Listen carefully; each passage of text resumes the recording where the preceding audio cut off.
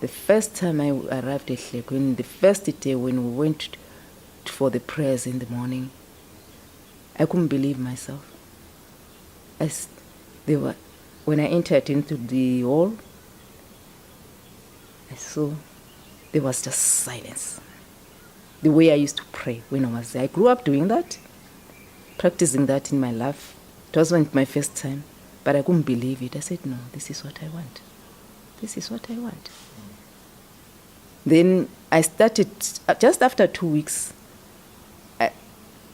straight away I went to the church at 6 a.m. I started attending the church.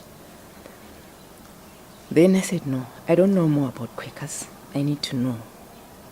There's a library. I started taking the books, started reading the books.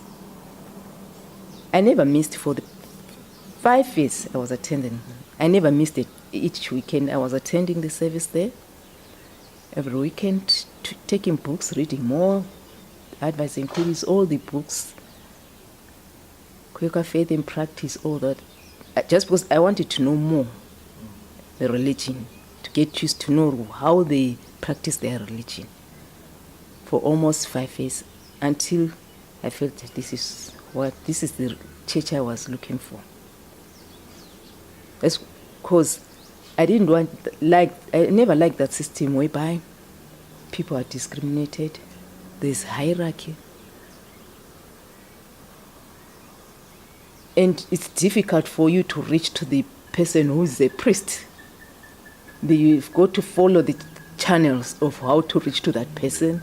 If not, you can just sit and wait for them to tell, no, now is the time. And you know how all the churches are run. But when I reached there in the Quaker house, I couldn't believe myself. The people welcomed me nicely. At first I couldn't believe it. I said, maybe it's for this week only.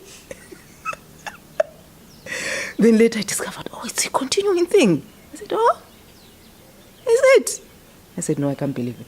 Then when I continued, everyone was just open. When we went for worship sharing, this opened my heart.